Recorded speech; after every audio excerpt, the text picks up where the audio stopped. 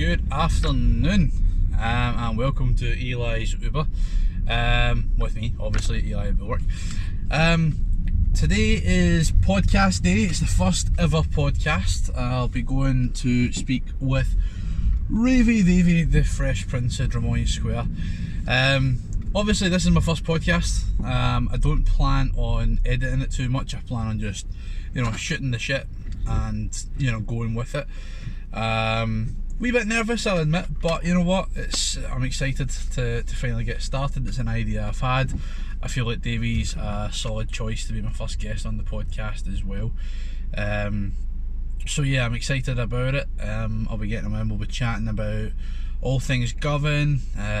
Obviously he started there, and then we'll be going up into his sort of his wrestling career, I guess. And more so, as I say, I don't want this to be a wrestling podcast. I will probably have a fair few wrestlers on it, but each one of them take different journeys to get where they're going, and that's what I'm interested about. I'm more interested in the sort of mental preparation, the obstacles they might have had, that sort of thing.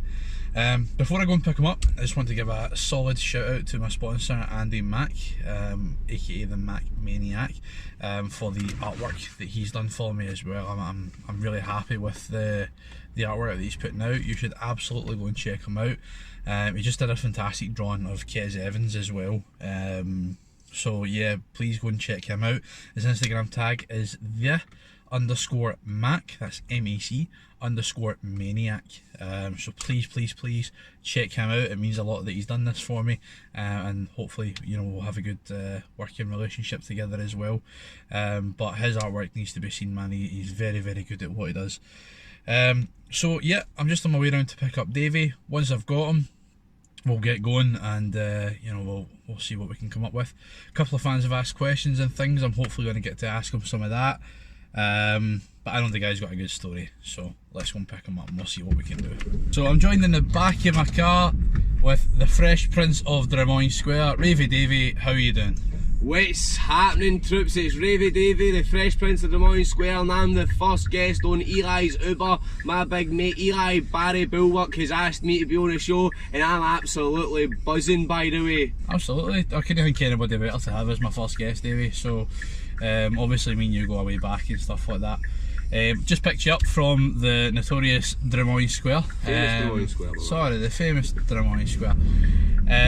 It's probably a good place to start, to be honest. Like, obviously you're Govan born and bred. Like, how was that growing up? Let's start with that. Born and bred a Govan Ned, but I actually used to stay in a wee place in Lindhouse called Canada Drive. That's where one of me and Xander's tag moves, the Canada Driver, comes through, because it was a street that I was born and bred on.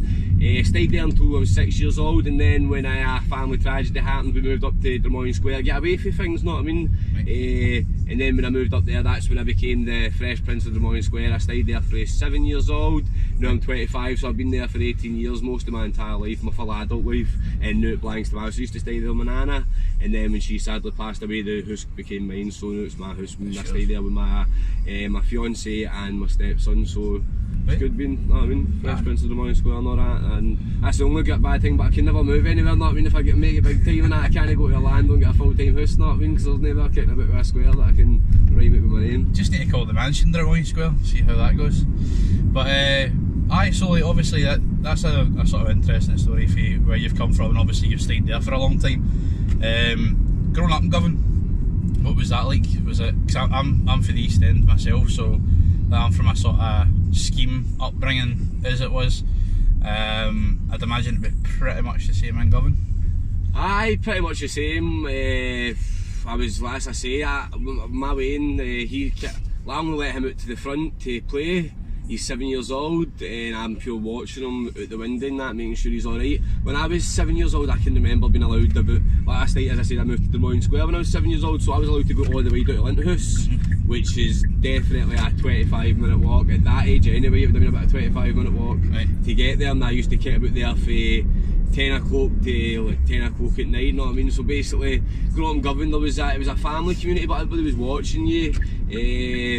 You were like everybody's doors were open. You always just walking into each other's houses, stuff like that. It was great, but obviously when I tell people now that I'm frae Govan and stuff like that, they always like, go, that's mad. And I could get how it's mad because like, if I read something in the paper about somebody getting stabbed, I don't really get shocked or anything like that because I heard about all these kind of stuff growing up and all that. I even seen some of these things happen. So that's what I'm saying. So like, it's one of the ones, if you tell people the story about it, they wince in that, but I thought it was brilliant. It's one of the, I want to be the character all the day, and I always say, I've been to 2 different Disneylands, I've been to Jamaica, Egypt, the pyramids, Thailand and all that, I still say there's no place like Govan.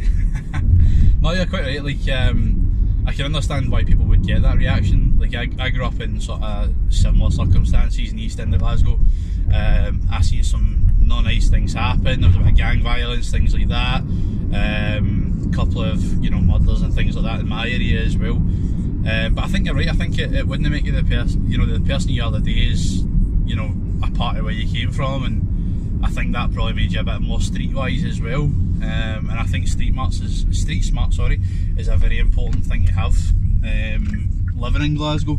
And I get it all the time as well, like passengers will say to me, oh, like, is Glasgow not a very rough city and stuff, and I think it used to have that reputation because the area is like the East End and like to Govan to some extent as well, as you know, but it's good to say that obviously it's brought out some good people, and it's definitely, I would say it's definitely improved as well. It's not as bad as it used to be. I agree with you, improved, but the way I see it is I think like there's less petty crimes happening, like, maybe not petty crimes, but like, there's less like serious like bad things happening now. It's like there's all these people that are much sound on that, or there's the people that are just doing like, you're hearing more stuff about shootings and stuff like that in Glasgow and that. It's not really something you want to be doing, but you hear that much more, but you hear less about knife crime and stuff like that. So I think like a lot of the stuff has calmed down a bit, but there's obviously mental people out there maybe getting a lot of things they shouldn't be doing. No, I think you're right. I think the reason that we hear about it is because it is so uncommon, and that's why it makes the news and things like that now, you know what I mean? So, but I think you're right. I think there's going to be bad seeds in every part of the city and every part of the country, but that's just how it is. So obviously grew up in Govan, go to school in Govan? Actually I knocked about a couple of schools, man. Didn't have the best school life. I've got ADHD, born and I've basically had that all my life, so I'm not really good at keeping attention and stuff like that, so I get bounced through schools, basically myself expelled from them all and stuff like that. Right, okay. And then when I went to high school, I went to Lourdes, and for some reason, I don't know, I get sent there because that was like, I went to Catholic high, a primary school, so it was like my, what's the word for it? It's the school it's the closest school to you. I know what you mean, aye. There's a word for it, but I don't know it, know what I mean? So that happened to me, I went to Lourdes, but I hated all my pals in Govan High, all the people that I've been brought up with and grew up with, they all went to Govan High, but just my wee nana thought, oh, you're a Catholic, you need to go to this school, you're just old school, you know what I mean? So I went to Lourdes and I despised it. I actually made a lot of friends in Lourdes and stuff like that, but then I wanted to leave, so basically they told me the only way I'd be able to leave is if I get expelled. So one day I went in and I set my school bag on fire in home economics, and it started like a wee mini fire. So I got myself kicked out. Nobody got harmed or anything like that. Nobody was in the class or anything like that. I didn't try and just put anybody's lives at risk. It was like calculated. I knew what I was doing. I turned out, I put my bag in. I didn't actually even set the cooker on. I just light the bag with a lighter, so somebody thought that it would be on fire. I get the blame because it was me. I held my hands up to it, I get expelled, and then I went and moved to Govan High, and that was brilliant. But obviously I didn't really change my behaviour there either. That was bad, I don't know. But that's just the way it is. It was just growing up in Govan, know what I mean? You're either good or you're bad, know what I mean? That's the way I see it. As I say, there's no really being good or bad growing up either. You don't choose your right path, but it's actually the way Waynes in Govan either get seen as good people, good Waynes or bad Waynes. There's no really anything between them. And I was definitely in the bad kid side. So obviously going for that then, like, was a period between then and wrestling where you thought about pursuing something else, or was wrestling just always sort of there? Like, tell me a bit about how you kind of fell into that. So growing up in Govan as well, so there was me and Xander, and basically once the tragedy I was talking about was my mum passed away when I was 6 years old. So basically once that happened, the only time I wasn't sad was when I was watching wrestling. It sounds a bit grim in that, but like, I was moping about, and then one day I seen it on the telly and I was like, what's this? I got told it was wrestling. I was just pure, this is amazing, not when I was watching it I was just gripped it, and then when it was known I'd just go back thinking about my man not being here. Right, okay. So then eventually me and Xander would start going like, oh, I realised Xander liked it. So me and Xander would go about in the streets, we'd look for old mattresses that had been flung out and that, and we'd go and get them. Me, Xander and a boy called Steg Barnett, you don't know him yet, but you'll meet him soon. He's well. So we used to go and take these mattresses, about old, pishy, smelly mattresses that had been lying at people's garden for days, man. And we'd drag them to this wee garden we had where there was like was and stuff. Right. So we'd wrestle in that every single day, man. We've done some dodgy stuff, you know what I mean? Like one time I styles clashed somebody for the tap of this wall at the bottom. Not even knowing the consequences. Nothing happened to the poor boy, you know what I mean, thank God. But just obviously seeing the amount of people that have had broken necks and stuff like that. For obviously, like, if I went back in time, I'd probably tell myself no to do that, you know what I mean? Well, I wouldn't actually, because it was fine, not I mean, the boy didn't get injured or anything like that, so why not? It looked cool. But obviously it's just stuff like that, so then we'd just wrestle day upon day upon day. So all my life I basically, after that, I wanted to be a wrestler. Right. And then when I got to high school, I remember telling my pastoral care teacher in Lourdes, they were asking me what you wanted to be, and I told them I wanted to be a wrestler, and they just laughed at me, and I said I had to be American and on steroids. It turned out I don't know what steroids have been, but that obviously, that must have been her idea of wrestling, so that's what she said to me. And that just broke my heart. I was devastated. Like, the pastoral care teachers are meant to be who gives you guidance and who tells you what to do, and I'm telling them, I'm literally putting my heart on my sleeve and saying, you know what, I want to be a professional wrestler, and she laughs at us.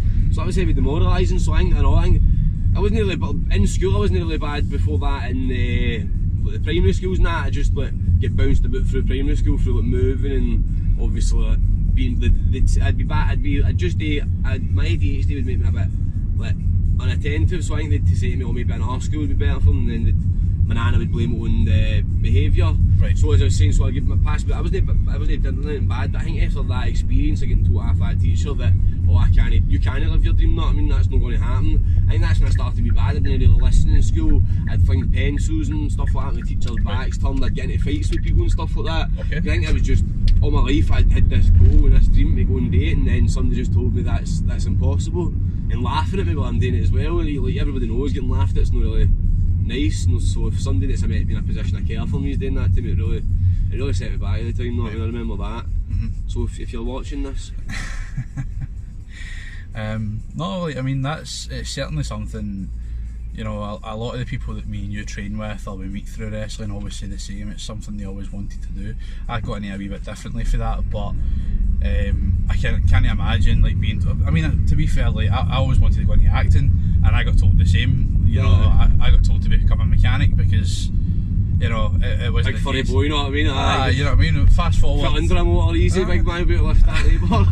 Fast forward 4 or 5 years later, I've got my honours degree in acting and performance, blah blah blah blah. You know, it's weird how things come about, and it's tough sometimes when people shoot you down to stick at it. So good on you for obviously getting into it.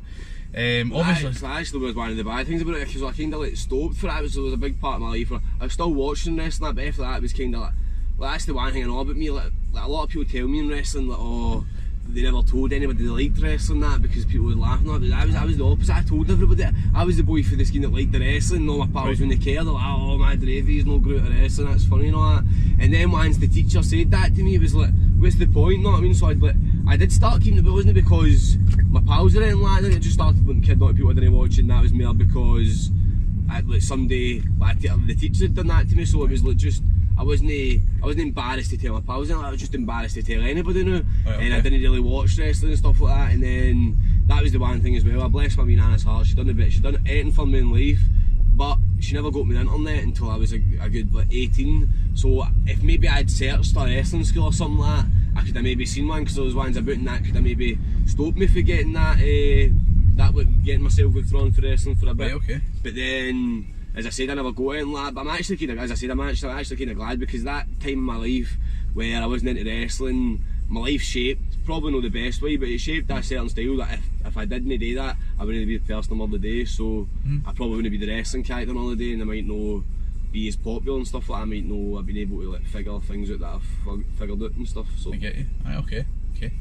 And obviously leading into when you first started wrestling, like how did you discover, like me and you both trained at the Glasgow Pro Wrestling Asylum, was that the first place you'd heard of, or did you do a bit of research? How did you come across the first actual time I went to a wrestling school was when my nana had cancer, and she was going to pass away soon, so me and Xander went to this wrestling school. It was Source, in fact, it was Source Wrestling School when we went there. We were getting trained by like Jan O'Malley and stuff like that. Right. and it was brilliant, it was fun, but after it I came out and I had something like 40 missed calls, and obviously my heart just sank. I was like, oh fuck no, because I even told my nana, I told my nana about it, and I was like, this is the thing I can do to make you proud, you know what I mean? I've fucked up in life, I've no been the best to you, you've loved me. As soon as my ma passed away, you devoted your entire life to me, and I didn't even devote a quarter of that life to being good to you, so I promised I was going to become a wrestler. And then I showed her this picture of like, the training where I was just doing a wee drill on it, a wee face just, she was in the hospital, her face just lit up, and it was just the business.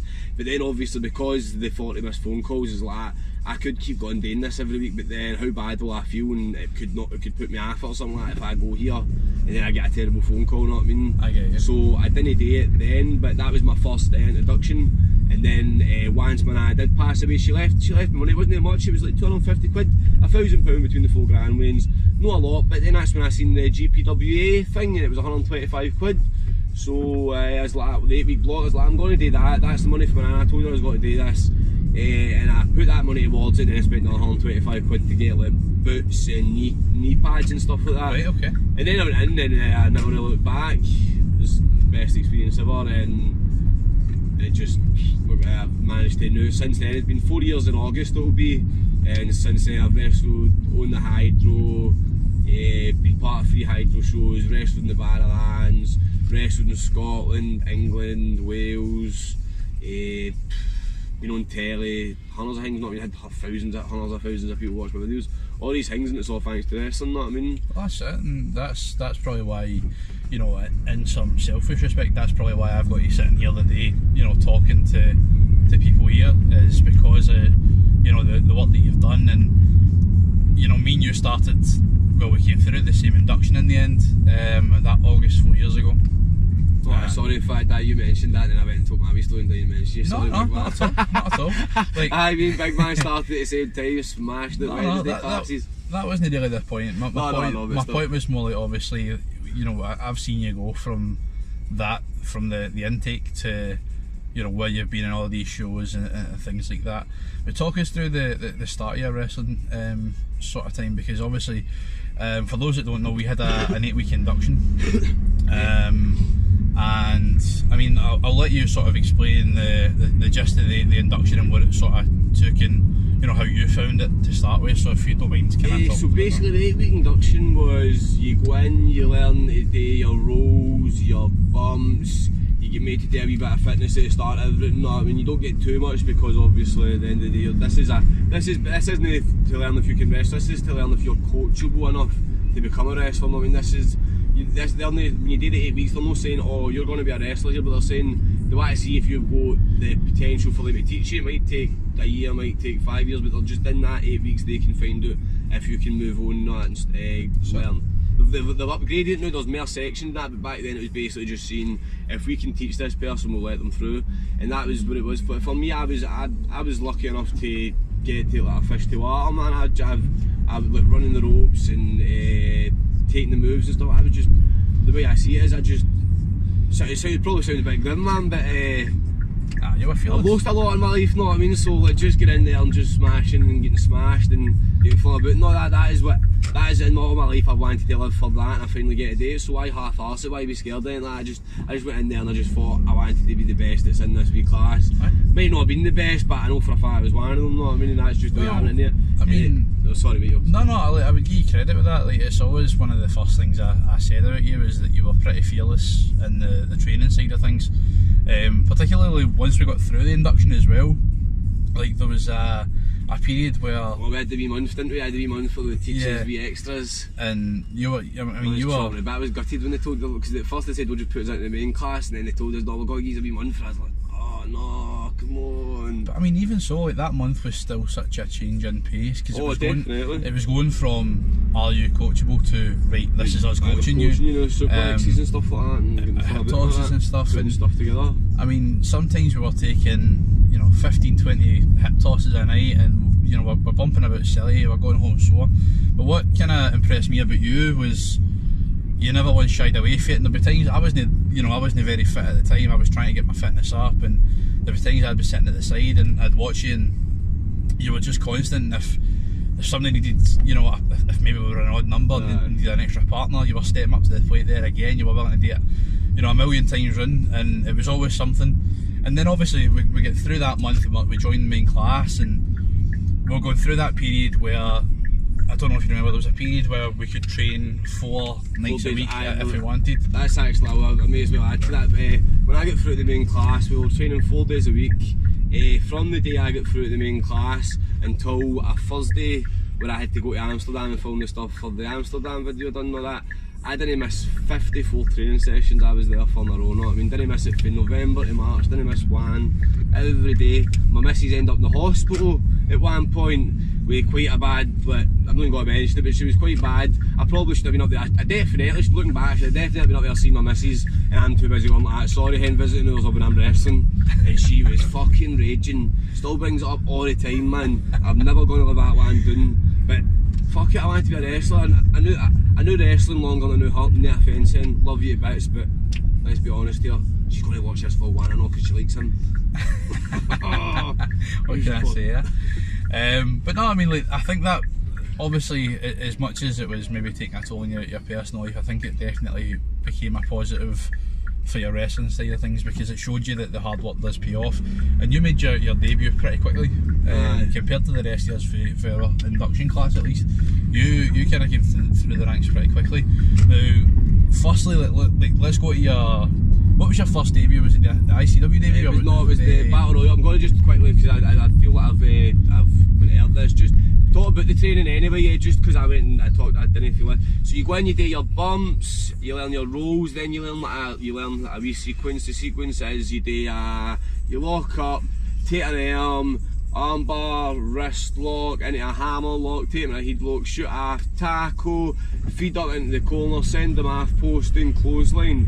That probably doesn't sound like a lot when I say it like that, but see when you're in there and you're just learning to put all these things together, 1 minute you just learned a clothesline, then you need to learn to whack the guy off ropes. No, it's hard, know what I mean? Absolutely.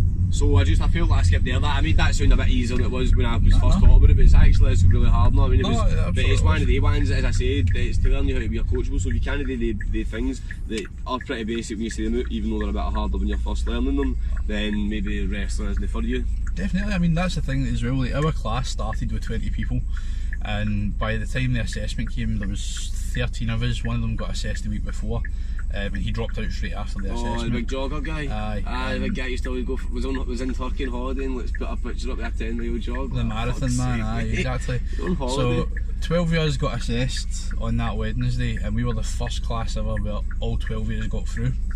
Now, even as much as I'm mega proud of that, there's not an awful lot of us left in that from that class, and it just shows you that you know it really does pick up the pace, and you really do need to keep on top of your fitness. And I learned that the hard way a wee bit as well, and things like that. But as I say, with you going in 4 nights a week and stuff, that must have helped you. That was doing to be fair, when I was doing that 4 nights a week, I'm not going to lie. Obviously, being in the gym, that's a big part of wrestling. I'm not in the gym a lot now. I've been going consistently for the last year or something like that now. But when I first started, in my mindset was that's why I went to training every day. And that, like I said, my mindset was I'll get the wrestling. Obviously, I'll not perfect it, but I will do it as much so that I'm just doing whoever's the best in this island now. I will go as much until I'm at the level that they're at, so that then I can start focusing on the gym and that. So that there was nobody above me on the wrestling level in my head. My head was like, if you're ahead of me in the gym, that's cool. I can get there. Not me. I can get myself to that level in the gym. It's hard, but if anybody gets ahead of me in the wrestling, especially because a lot of boys already had head starts, so I was just like, I wanted to be maybe what I didn't like, I wasn't, but obviously in my head I did want to become the best in this island. But at the time it was more just getting the level playing field with the boys that have been doing this 6 months longer than you, and then you can start hitting the gym and getting that and stuff like that. Aye. And then obviously it was more at one point, it was more about shedding weight and putting weight on, but right. No, aye, so that's what I'm saying. So at first I wasn't, obviously been in the asylum 4 times a week, that was doing my fitness a lot of good, know what I mean? Like I was getting like the used to do stuff like obviously all warm-ups and that. By the end of that 54 training period that I'd gone all the 50 sessions, my fitness was sky high. Not when I was doing matches and stuff like that against people, they were feeling much better and stuff like that. But I was in there, I wasn't lethargic and that. So obviously it led to a battle royal. You said was your first sort of chance in front of an audience then. Aye, so it was a battle royal. It was the first ever, what did they call it, I know, oh man, they had a funny name for it, I know, man, if you'll remember, But anyway, we had the match, and it was like the final three was me, Sam Barber and Thatcher. So they two started like teaming up with me a wee bit and that, and then I think Sam gets rid of Thatcher, and then it's me and him against each other. He goes to punch me, I duck it, hit him with a Paley kick, he's out. Right. Fans go wild, I brought about 20-30 people there to see me, man, they're all over it. It was one of the best moments of my life, man, just because I know that obviously is when you obviously all know about wrestling, you know what I mean? You don't really, not a lot of people in their debut, you know what I mean? That's the way it was for me, you know what I mean? I'd brought 30 people there, man, and then fucking, right. I didn't bring them there for nothing, you know what I mean? It was just one of the ones, it was one of the best feelings of my life, you know what I mean? You were always dragging in the tickets as well, like that was one of the big things, like it could you seen your popularity kind of right away, you know what I mean? It wasn't, as much as it's increased like tenfold by then, it still wasn't like a gradual thing where you increased in, you know, like you were always a pretty popular kind of guy. I've always been popular, even like growing up in Govan, like, that's why even before I was popular through my mum. Before my mum passed away, she used to like take round all the wains up for Govan, like take us all places, like take us down to the Clyde or take us to the Froggy Park to go back like collect frogs, or take all the wains up to Toys R Us and she'd steal all us all toys. No, don't tell anybody that. But that's what she used to do. She used to do, you know what I mean? Stealing from the rich and giving it to the poor, fuck it. But stuff like that, no, I mean, my mum she was a good one, so obviously because of that, I was popular because it's like me with Bono, and obviously I've got a lot of wee wrestling fans, and because he's like the coolest wee guy. When it comes to, he was at the wrestling last night, or before he done even done it in the ring with me, right? Like, all the wee guys up here all around him, all like, want to sit next to him, and all that, they're all fighting to get the seat next to him and stuff like that. So just stuff like that, that's how I'd been popular in Govan, just grew up because my ma was cool, and then obviously following that and all, just being a bit mad and stuff and having all these pals. And plus as well, like, I was in like a gang in Govan, so I was in part of Linthouse, we were in a gang, so I got brought up with like, there was like me and like 50 boys, and then all the Maz, like all my pals, and then all their wains and that and stuff like that. So I had tons of people coming to see just for that reason, you know what I mean? Fair enough. And obviously after the Battle Royal, what was your first singles match? Was it again? The first singles match was against Sam. So I had the Battle Royal, and then I had another Battle Royal at Pro Wrestling Elite. It was me and Irvin Garrett in the final of that. I remember that and all. And then we had the singles match, me and Sam Barber at the Asylum. I think that was the first ever night at the Asylum, maybe, or maybe the second one, but we had the match, and it was, I remember it because it was the first at the ICW, we've got it on their ICW On Demand, they've got like Chris Renfrew and Billy Kirkwood doing commentary and stuff like that. Yeah. I remember that, know what I mean? It was quality, man, just getting that chance. I think we were like one of the first ever student versus student matches, know what I mean? Right. And Sam getting to do that. That was a big thing for us. Even if we won the first student v student match, we were definitely the first student v student main event in the Asylum, and that's what that match led on for there. You know what I mean? So it was great. That first, the full first feud with Sam and that was brilliant. You know what I mean? Aye. And then it's went full circle now with them getting to wrestling like ICW shows on the big stage. That's it. Like I mean, in terms of, as much as I see you're fearless and things like that, did you have any sort of mental obstacles that you had to overcome? Obviously I know you've got ADHD and stuff like that. Did that, like in terms of your preparation for your singles match and stuff like that back then, did you ever, like, even like in terms of coming through the ranks, did you ever have any sort of mental obstacles? Or no mental obstacle, like just basically, as I say, with my mum passing away and that when I was younger, just I constantly struggle with depression and that, but I'm lucky, as I said now, like, the only thing I'm lucky I've got my family and all that now and stuff like that, and seeing I was just starting with the wrestling, basically, when I started wrestling, I just started my wee family and that and all, that was all starting to come together, so basically just try to juggle everything and that was probably the only thing. No really, it wasn't even anything, it was just like the stress that me not being here for my family, but the wrestling thing, like, you know, that was my only real problems. We just try to juggle the two of them, because it probably sounds big heated and that, it definitely does, but just, I don't really get nervous for that for matches at any time. It's just like, I've always just felt like we having this ADHD, you know, I always want the spotlight on me, and I just feel like the spotlight should be on me, so this is the one time where,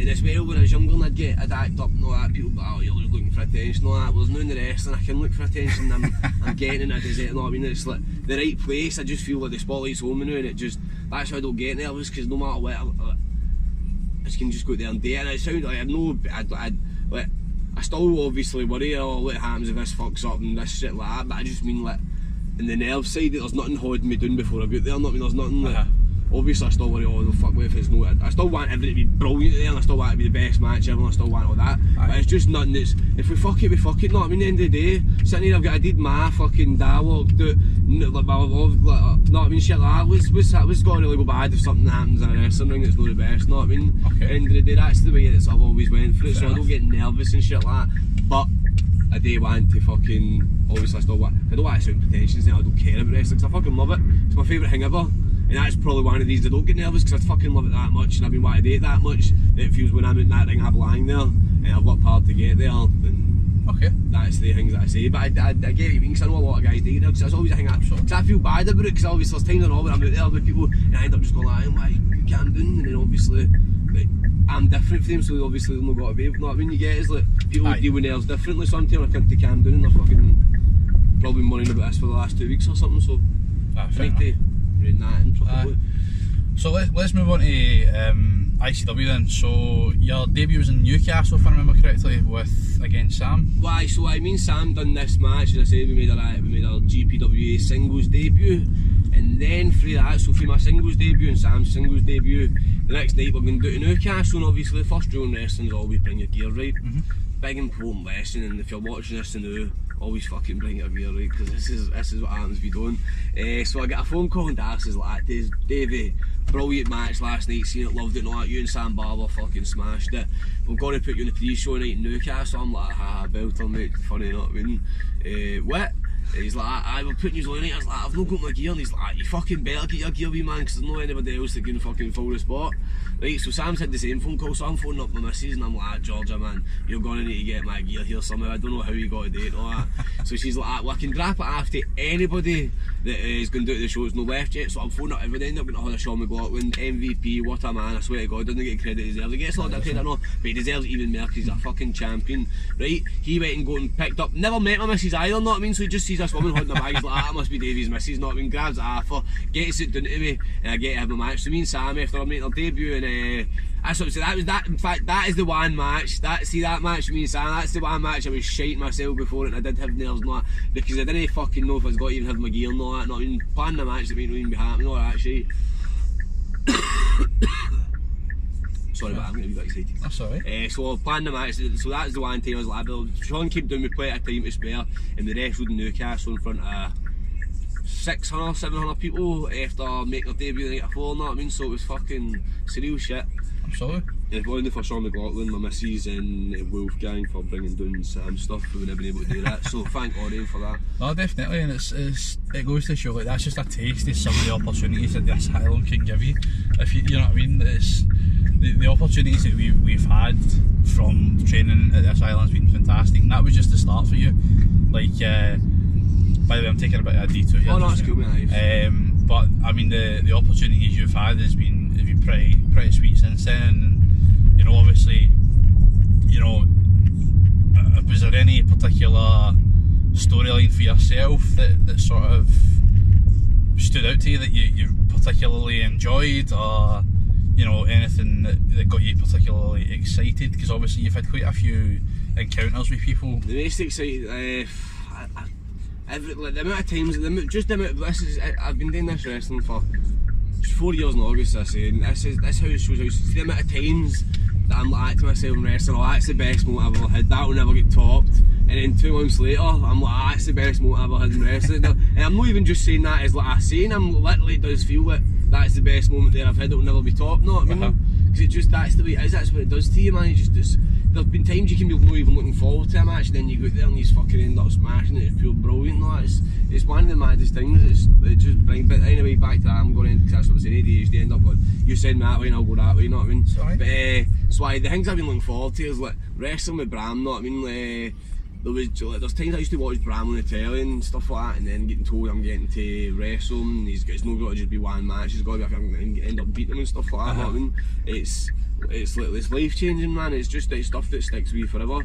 And then as well, I mean, Bram gets this pure Brett, he'll probably not even say this, but he gets this big Brett of being a big arsehole and he's the worst person ever and all that. The first person I ever wrestled in ICW where it was like, no kid, it's not about me and what I want to do, it's about what you want to do. That's the first ever time that anybody cared about getting me over and stuff like that. I said, I'm not saying that in a bad way, like, all guys are arseholes, but it was more just like planning a match, me and other guys and stuff like that, and obviously then more wanting to make sure I get through as a trainee and stuff like that, which is obviously very important if I'm not paying out there. But it was just like, the first time I'd come in, and like somebody's actually like, no, what do you want to do? It's not really about what I want to do in this match, this is about your match, and that was brilliant for us, know what I mean? Then, but everything I said to him, he's like, no, fuck that, know what I mean? Pick one.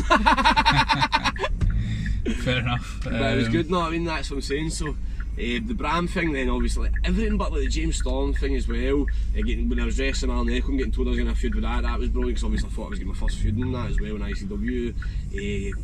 Wrestling Wolfgang for the belt, wrestling Grado in England when he was Red Lightning. I was with Red Lightning at the time. Yeah. All these things, not. I mean, it's just hundreds of mad things. I'm wrestling Grado in 2 weeks. I'm buzzing for that. Got another Govan show on the 8th of November. Buzzing for that. Just buzzing for everything. Got to Ireland. Train for a week. Buzzing for that. Just buzzing for everything. Any wrestling brings, I end up buzzing. Even an odd amount of times as well. I'm like, myself, oh, I'm wrestling this week, and you're like, oh, you're all sore or whatever, so you're like thinking you can't bother. As soon as it comes round, man, you're like, yes, man, wrestling. Definitely. And obviously you've had a bit of success as well. Like, what sort of, tell us about the belts you've won. What sort of, because you've won a few belts now, haven't you? I've won the now defunct Asylum East Hardcore Championship. Yes. I won that. I beat Joey Legend for that. It was a hardcore title, so he was wanting a Doug to. He was wanting to wrestle a Doug basically, and I just came and battled and said no, mate. So I won that, and then I won the tag titles down at UCW. Right. But I'm going to go and look and try and win some singles belts down there soon, because me and Xander run Sunderland. Sunderland. That's till I make a splash, mate. I've only had one match in it, bro. But battle THT direct, man. They're a good company, and I'm looking forward to working with them again this year as well. So. Nah, they've got that big Yeah Boy, and the Enzo Harry Yeah Boy Invitational too, you know what I mean? So that's got to be seen, man. Any named after Enzo Harry, it must be good. But that's why, so I've won the tag titles down there, and then also I won the ICW Breakout Star of the Year award. I've not actually won as, like, I had a short career winning 3 accolades, like that is obviously good, but I think a lot of people think I've won more probably because I've branched out to so many promotions and stuff like that. But as I say, like, it'll come, know what I mean? At the end of the day, it's like, it's a long career. That's probably one of the things about being such a big character. Like, some people need like belts and stuff to get them over. Before I even get in, I got myself a good enough reputation, a good enough following, that maybe companies don't feel that me wrestling for the belt would help it, and that's fair enough, you know what I mean? I'm happy, whatever companies want to do with me, I'm going to be happy to do. But there will be one days that I'm sitting like Alex Ferguson, the Ultimate Dragon, with all the titles, like, yes man, here we fucking go. No, I mean, it's good, like, it's that thing I was talking about the other day, is like making things happen for yourself, and it certainly seems like, you know, you're going out there and you're doing your best to make things happen. And it must be said as well that I'll need to kind of at least acknowledge the fact that you've not only just helped yourself get opportunities, but you've helped your cousin Xander get opportunities, you've helped me get opportunities, and you've helped a few of the boys get opportunities to wrestle like down south and stuff like that as well. And you know, that I think that's one of the best things about kind of coming through a training school, is that you become a bit of a family and you need to look after each other. And as much as it's a selfish business at times, because essentially you're self-employed, you need to earn money yourself. Oh, definitely. Like, we do look out for one another and things like that, and it needs to be said that as much as you're going out and making things happen for yourself, you're also trying to make things happen for your peers and people around about you as well. So, you know, it's a big bit of respect to that as well. Definitely, the way I see it with that is there's two sides to the coin. Not mean that's obviously you want to help the boys getting, you want to help the way I don't know about everybody, but the way I see it is being in a gang and all that, and just like, as I was younger growing up, no, I've got a thing installed with me. Loyalty is royalty, you know what I mean? If you look after your pals, they'll look after you, look after people, they'll look after you, you know what I mean? It's no, a lot of people say I'm like, I stuck up arses and stuff like that, and I'm just really sociable, you know what I mean? I was like brought up with social skills. That's my one thing. I can talk to anybody, you know what I mean? Like, I go on with anybody after a couple of weeks of meeting me, and I get in there, I'll be annoyed and that, know what I mean? But what do we start? Good pals and that, know what I mean? So that's what I'm saying. So, but at the end of the day, if I'm going to England, obviously all the guys in the locker room are fantastic and stuff like that. But at the end of the day, I don't want to be the only one walking in myself. Like, what's happened. So, I mean, like, so you can throw your pals more energy. It makes me more excited for the show. It means I'm going to do a better job at it if you kind of drive doing it all with people your way. You know what I mean? That's just the way I see it. Good vibes brings out good performances after people. You know what I mean? And then that means the promoter's got to leave a good what do you call it? What's the word? A good impression of you on. You know what I mean? Not just you. You know what I mean? Plus as well, obviously, like, end of the day, like, you like the best matches you end up having are the ones with the people that you know and trust and all that, you know what I mean, stuff like that. So if I go down there, I'd obviously say I'm happy with the wrestling, but if I go down there and I'm wrestling somebody that I've not really got chemistry with and like, the match could not be the best, but if I go down there with like, one of the boys and I'm wrestling one of the boys that are bad guy, whatever, they end up with good chemistry, end up with a good match, and then that's a good lead for the two, you know what I mean? Definitely. Now we're running out of time, so what I'm going to kind of, because me and you're going to have to do a couple of parts of this. Oh mate, I'll do 10 parts. Even on us, you want a bit to take us down, like this video here, and then we go at this, the last time we talked about this, and we could get a full episode of it, we could do that, you know what I mean? Like, I'm happy. Absolutely, like, that's the thing about it is... Next time we'll even dig Zang for one, whatever. Aye. Like, there's so much for us to talk about, but what I will say is, you know, we've not even delved into half of the stuff like the social media and things like that, so there's still all that to come, but I'd like to think, you know, in the next couple of months before we get you back in, what's ahead for you? Obviously you've got Grado, things like that. Is there any goals you've set yourself before the end of the year even, or anything like that we can maybe pick back up on? Well, I'm going to Ireland, so it's a week training camp, and then after it there's a show, you know what I mean, so I'm hoping to get on that, but obviously that's fine. The real goal through that is to get booked more on Ireland. Basically what I wanted to do is I wanted to branch out. I've become a mainstay in a couple of companies, but there's lots of companies out there, and I definitely think I can bring something different to them all, you know what I mean, no matter what. My character is really unique, you know what I mean, I don't care what anybody says. Maybe sometimes a wee bit too unique, but I'm working on that as well. I'm trying to get my pronunciation and stuff like that. I'm using my court voice, you know what I mean, I'm trying to talk better so people can understand me and stuff like that, but I'll still keep my Scottish slang in that. I think I'll probably still need to subtitle this. Oh, definitely not. And go to help the Spotify listeners, I'm just saying, but no, that's perfect, man. Like, as I say, we'll be getting you back on in the near future, but even like the last half an hour, 40 minutes that we've been chatting, like, we've covered a lot, but it's still not even close to everything, you know what I mean? So so I think what we'll do is we'll leave it there at that. I'm just about to drop Davie off, and we'll pick it up in a few months' time and carry on with where we left off, kind of thing.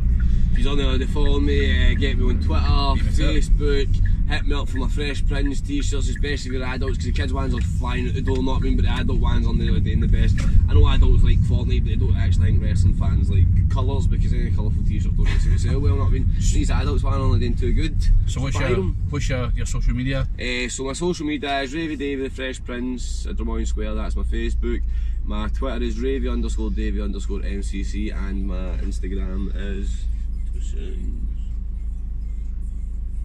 Your Instagram is Ravie Davie_1. Ravie Davie_1. Yes. See, I was using. I tagged you yesterday. That's all. In fact, I tagged you this morning as well. Taking to ask any questions in. Well, actually, before we cover them, so basically, I'm going to try and get a bit of footage for this. But last night, you and Xander had a one-on-one match at Source Govan, where the fans could bring their own weapons. I've seen some videos. There was thumbtacks, there was Lego, there was your stepson hitting swanton bombs. Somebody, I think it was Louise Westy, asked how you were feeling after that. I'm heavy sore, my back's killing me, man. Somebody said to me before the match, oh, Lego was much worse than tacks, right? So I set myself up for that, and then I get tacks and Lego because some mad bastard brought tacks along with my family to find the wrestling show, you know what I mean? Well, that's crazy.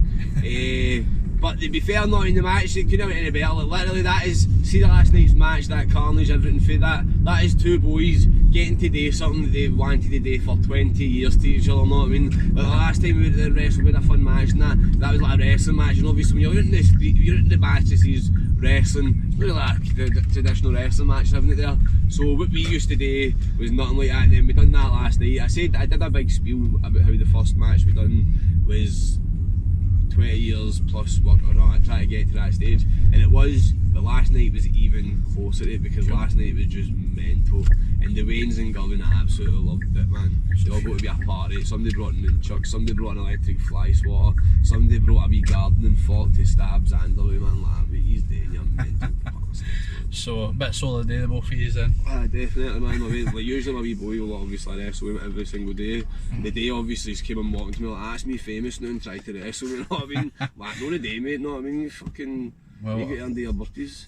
I'll try and get yourself and George's permission when we even put that video in at the start of the end of this. Permission, I mean, George's loving that's what I'm saying. Never see her react like when I dent in the wrestling, fuck's sake, you know what I mean? But the wee man gets up and does a swanton and she's fucking not talk about it. Other question that was asked was, is there anybody sort of outside of wrestling that you look up to or that inspires you? A few people, like people like, for example, Eminem, you know what I mean? He had like a kind of upbringing like me, you know what I mean? Know exactly a good family life and stuff like that, and then he's managed to turn it round and become good, and then obviously his care is about his daughter, my care is about my stepson, all that kind of stuff, you know what I mean? Difference is I love my missus to bits, you know what I mean? I think he was a bit crazy with him, you know what I mean? I think he still loves her and that, bit mental, you know what I mean? I'm not going to battle George anytime soon. But so stuff like that, stuff like that, but what else as well? Who else do I look up to? Trying to think, actors and stuff. Captain America with a boy, you know what I mean? Fucking, he's a man. Big Steve. Who else? It's one of the ones. This is a question of us. Next time, they're my answers for now, but I'll go and actually have a really good think about this one and I'll answer this next time, you know what I mean? Because I'll be able to get some good answers on this. Sir Alex Ferguson being a Govan boy, you know what I mean? See, that'd have been the best. I should have just answered with that one, not being Sir Alex Ferguson. We'll take a proper delve into it for next time. My question for you, journey, out of 5 stars, what was it? With Dave Meltzer can give 7 stars for. I mean, this is an Uber after all, so we need to give each other our rating systems. I give you a 10 star, mate. 10 star? Aye, 10 stars. Oh, I feel a bit bad. I was going to give you 5 out of 5, but you know what? We can. This first podcast. Well, in fact, let me ask you, I've got a real question for you. Do I need to pay for this? Well, that would depend how much you're getting rated, big man. Okay, no, 10 out of 10 for big Eli Barry Bulwark. Fantastic. Cheers for coming on, Davie, and cheers to those who are watching. I'll probably be getting this up before the weekend is over. But no, Davie, it's been a pleasure, and we'll get you back on in a couple of months. No bother, mate. Thank you. See you later.